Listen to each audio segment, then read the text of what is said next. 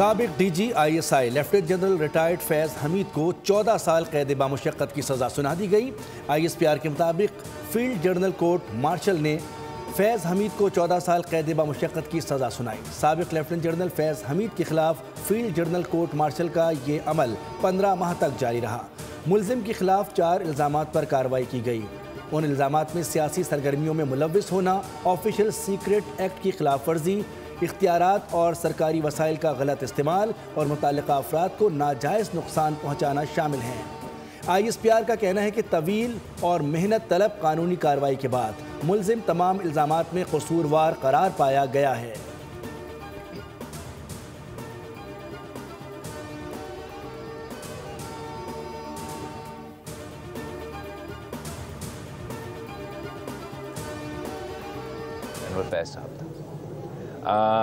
जो अपने ताकत के नशे में ना किसी सियासतदान को, ना किसी मीडिया हाउस को अपने ओहद के ख़िलाफ़ वर्जी, अपने काम के ख़िलाफ़ वर्जी करते हुए पता नहीं क्या क्या किया। और आज हम वो दिन देख रहे हैं कि उसको भी इसी ज़िंदगी में उनकी जुराइम का जवाब देना पड़ रहा है। मैं समझता हूँ कि ये एक बहुत तारीख़ी फ़ैसला है। फैज़ हमीद से मुताल्लिक तारीख़ी फ़ैसला है। मज़ीद ट्रायल भी जारी है। फैज़ हमीद के पास अपील के लिए भी फोरम होंगे। मेरे ख्याल में इनको तौबा करने की ज़रूरत है। चेयरमैन पीपल्स पार्टी बिलावल भुट्टो कहते हैं कि PTI अपने तर्ज अमल से विफाक को मजबूर कर रही है कि सख्त इक़दाम उठाए जाएँ। बानी PTI को अपने जुराइम का जवाब देना पड़ रहा है। ये अपने दौर में ताकत के नशे में धमकियाँ देते रहे। मज़ीद बोले KP में गवर्नर राज पर कोई बात नहीं हुई।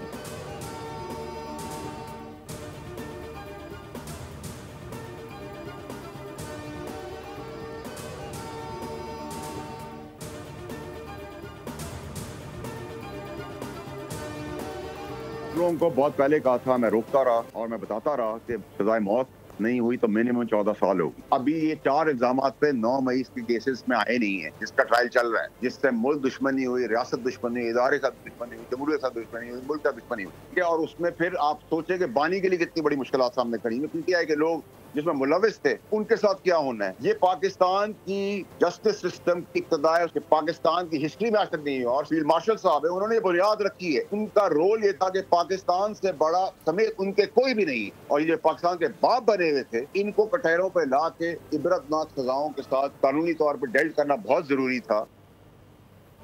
मेरी ये बात भी ठीक साबित हुई कि फैज़ हमीद को 14 साल कैद बामुशक्कत की सज़ा सुनाई गई। अभी तो शुरुआत हुई है। 9 मई केसेस बाकी हैं। सेनेटर फैसल वाडा ने बोल न्यूज़ से गुफ्तगू करते हुए कहा, ये लोग पाकिस्तान के बाप बने हुए थे, इन्हें कटहरे में लाना ज़रूरी था। अब सज़ा और जज़ा की बुनियाद रख दी गई है।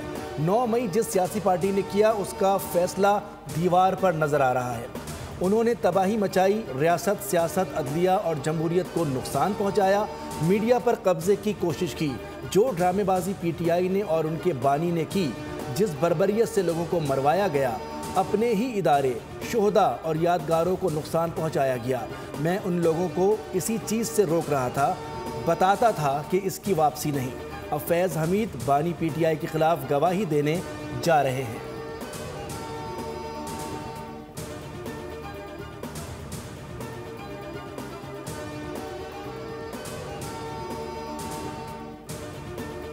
कौम बरसों फैज़ हमीद साहब और जनरल बाजवा के बोए हुए बीजों की फसल काटेगी, अल्लाह हमें माफ़ करे। वज़ीर दिफा ख्वाजा आसिफ कहते हैं कि ताकत और इक़्तिदार को अल्लाह की अता समझकर इसकी मखलूक के लिए इस्तेमाल की तौफ़ीक़ अता फरमाए। खौफ खुदा हुक्मरानों का शेवा बने।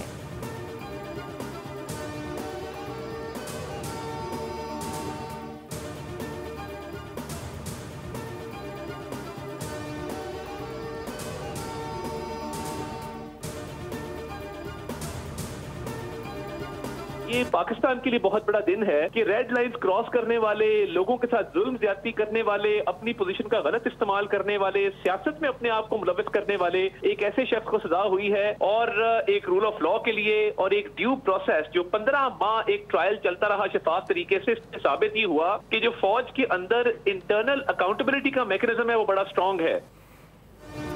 रेड लाइन क्रॉस करने वाले पीटीआई के सियासी मुशीर फैज़ हमीद के खिलाफ फैसला हक की फतह है। फौज में खुद एहतसाबी का अमल बहुत मजबूत है, जिसकी वाज़ेह मिसाल सब ने देखी। फैज़ हमीद के खिलाफ शवाहिद की बुनियाद पर फैसला आया। वफाकी वज़ीर इत्तलात अता तारड़ का रद्द अमल। कहा, फैज़ हमीद को मौका दिया कि अपना दिफा करें और गवाहान भी पेश करें। तमाम गवाहान के बयानात कलमबंद करने और शवाहिद को सामने लाने के बाद इंसाफ पर मबनी फैसला आया है। कानून से कोई बालातर नहीं है। फैज़ हमीद ने अपनी अथॉरिटी का गलत इस्तेमाल किया। सियासी मामलात की मज़ीद तहकीकात होंगी। फैज़ हमीद तमाम इल्ज़ामात के मुर्तकिब पाए गए। टॉप सिटी केस में भी सज़ा हुई।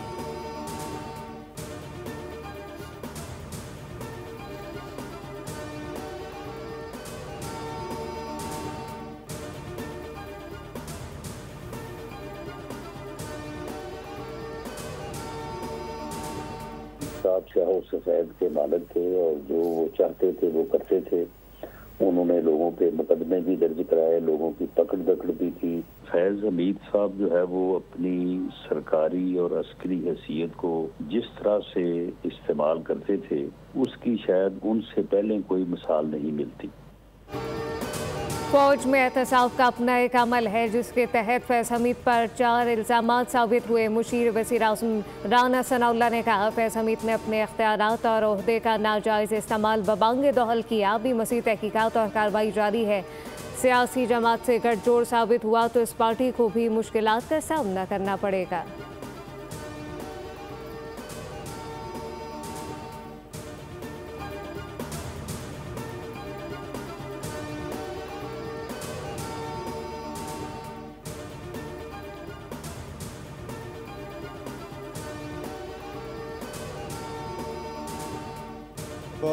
खान साहब वज़ीर आज़म थे तो हुकूमत तो फैज़ हमीद साहब भी चला रहे थे। उसको होगी केस में बाकी भी कोई मुलविस होगा या बाकी भी किसी के नाम होंगे तो उनको डेफिनेटली उनको भी ट्रायल किया जाएगा। बानी कोई ऊपर से उतरी कोई मखलूक नहीं, उसको सज़ा नहीं हो सकती। उसको क्यों सज़ा नहीं होगी? वो कोई और मखलूक है।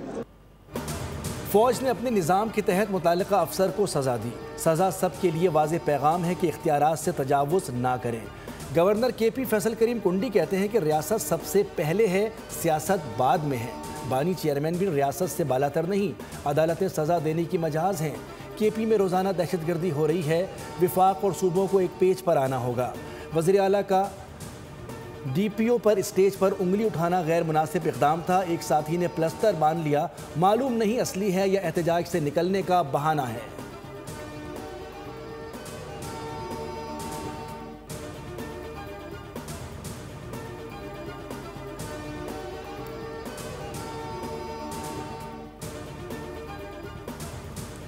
लंदन हाई कोर्ट के हुक्म पर भगौड़े आदिल राजा ने माफ़ी मांग ली। ब्रिगेडियर रिटायर्ड राशिद नसीर से झूठे इल्ज़ामात और किरदार कुशी पर तहरीरी माफ़ी एक्स पर पोस्ट की। ट्वीट में लिखा कि अदालती फैसले के मुताबिक जून 2022 में लगाए गए इल्ज़ामात बेबुनियाद और हद तक आमेज थे। 9 अक्टूबर 2025 के फैसले में मुझे जिम्मेदार ठहराया गया। मुझे राशिद नसीर को 50,000 पाउंड हर्जाना अदा करने का हुक्म दिया। अदालत ने मेरे खिलाफ कानूनी अखराजात भी मंजूर किए, जबकि 14 से 29 जून 2022 के दौरान मैंने हद तक आमेज इल्ज़ामात लगाए। मेरे पास इन इल्ज़ामात का दफ़ा के लिए कोई मवाद मौजूद नहीं था। मैं लंदन हाई कोर्ट के फैसले के मुताबिक माफ़ी मांगता हूँ।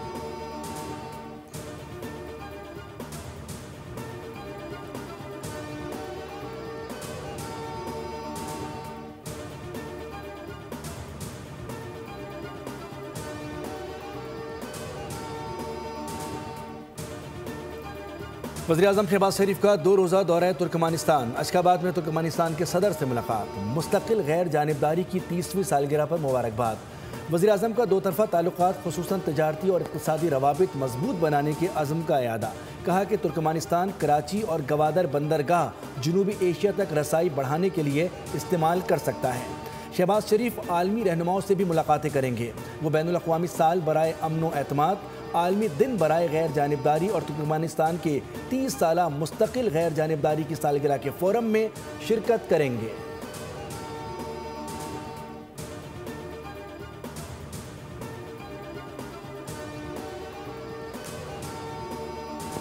नॉर्वे के सफ़ीर को पाकिस्तान के अंदरूनी मामलात में मुदाखलत करना महंगी पड़ गई। दफ्तर ख़ारजा का सख्त इक़दाम, डिमांड जारी कर दिया। आज़ाद, खुद मुख्तार और कानून पर अमल दरामद करने वाली हार्ट स्टेट क्या होती है, पाकिस्तान ने वाज़ेह कर दिया है। जबकि 11 नवंबर 2025 को नॉर्वे के सफ़ीर की जानिब से सुप्रीम कोर्ट ऑफ पाकिस्तान में एक अदालती कार्रवाई में शिरकत न सिर्फ सिफारती हद तक तजावुज़ था बल्कि पाकिस्तान के अंदरूनी अदालती मामलात में बराह रास्त मुदाखलत थी।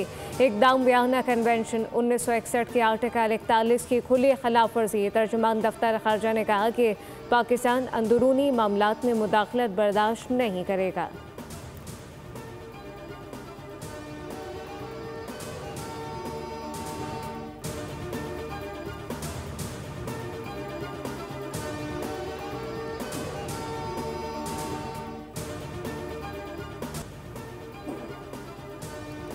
पाकिस्तानी F-16 तैयारों की सलाहियतों में मज़ीद इजाफा। अमरीका ने लड़ाका तैयारों के लिए जदीद टेक्नोलॉजी फ़रोग़ करने की मंजूरी दे दी। अमरीका $686 मिलियन से पाकिस्तानी F-16 को जदीद बनाने में मदद करेगा। अमरीकी डिफेंस सिक्योरिटी कोऑपरेशन एजेंसी ने कांग्रेस को आगाह कर दिया, जबकि अपग्रेडेशन से F-16 की सर्विस लाइफ 2040 तक बढ़ जाएगी। पाकिस्तान को जदीद टेक्नोलॉजी की फ़रोग़ खारजा पॉलिसी और कौमी सलामती के अहदाफ की तकमील में मुअव्विन होगी।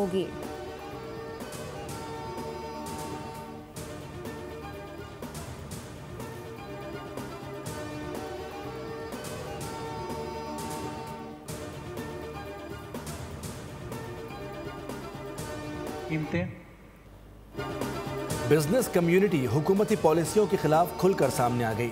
SM तनवीर कहते हैं कि बिजली की कीमत 13 सेंट पर है। महंगाई में कमी के बावजूद शरह सूद 11% पर है।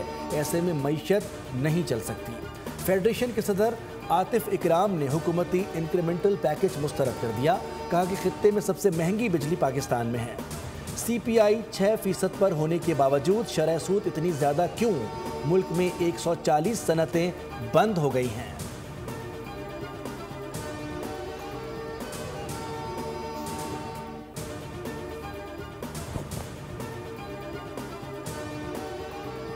IMF ने पाकिस्तान की स्टाफ कंट्री रिपोर्ट जारी कर दी। रवा माली साल माशी शरह नमो मुकर्रर हुकूमती हदफ से कम रहने का तखमीना। IMF को रवा माली साल महंगाई भी मुकर्रर हदफ से कम रहने की तवक्को। रवा माली साल के मुकाबले में आइंदा माली साल पाकिस्तान में महंगाई में इजाफे का इम्कान है, जबकि आइंदा माली साल पाकिस्तान की माशी शरह नमो में इजाफे की तवक्को। आलमी मालियाती फंड के मुताबिक रवा माली साल पाकिस्तान की माशी शरह नमो 3.2% रहने की तवक्को है और पाकिस्तान ने हदफ 4.2% मुकर्रर कर रखा है।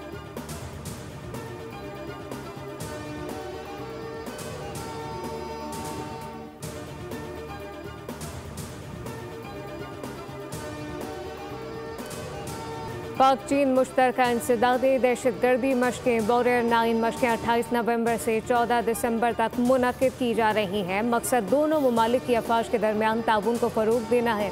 ISPR के मुताबिक चीनी सफ़ीर जियांग सेडोंग मशकों के मेहमान खुसूसी थे, जबकि चीन के सीनियर हुकाम भी शरीक हुए। मेहमानों को मशक की नौयत, मकासद, तरीक़ाकार पर ब्रीफिंग दी गई। दोनों ममालिक की अफवाज का खत्ते में अमन और इस्तेहकाम के अज़म का यादा।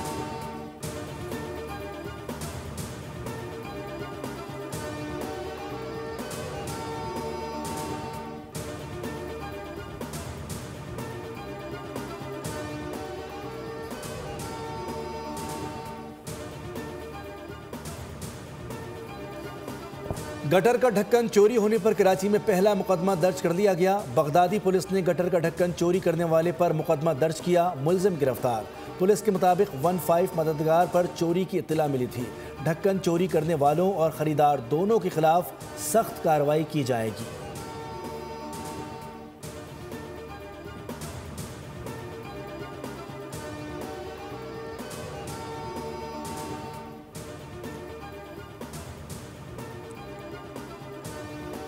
भारत का खेल से खिलवाड़। ICC mains T20 world cup 2026 के टिकटों के पोस्टर से सलमान अली आगा की तस्वीर गायब कर दी। पोस्टर पर Bharat, England, south Africa, Sri Lanka और ऑस्ट्रेलिया के कप्तानों की तस्वीर मौजूद।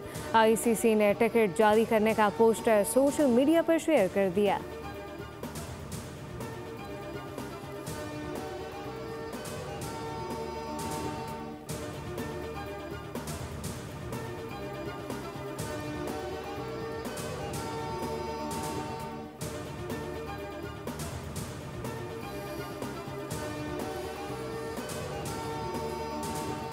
PSL का इंटरनेशनल रोड शो न्यूयॉर्क में भी सजने को तैयार। PCB के मुताबिक रोड शो 13 दिसंबर को मकामी वक्त के मुताबिक शाम 4 बजे होगा।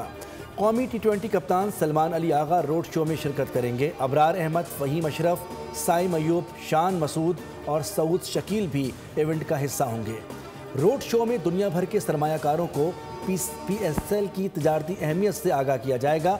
PSL की 2 नई फ्रेंचाइज की नीलामी आइंदा साल 6 जनवरी को शेड्यूल है।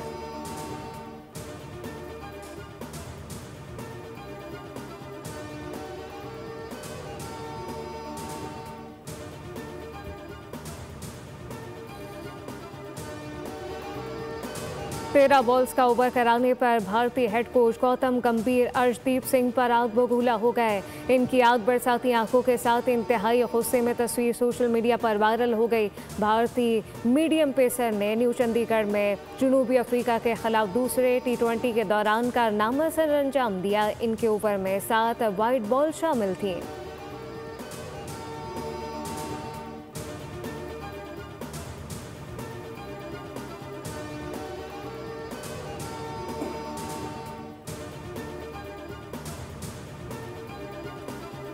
नेशनल गेम्स की 10,000 मीटर रेस में कांसी का तमगा जीतने वाली 9 बरस की कायनात खलील को मुंतजमीन ने 5,000 मीटर रेस में शिरकत से रोक दिया, जिस पर वो मायूसी के आलम में रो पड़ी।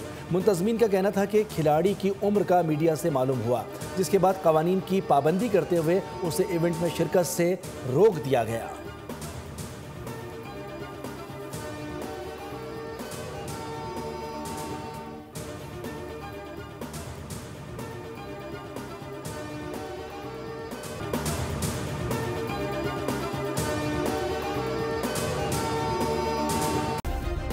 सब्सक्राइब करें और बेल दबाएं ताकि कोई खबर रह न जाए।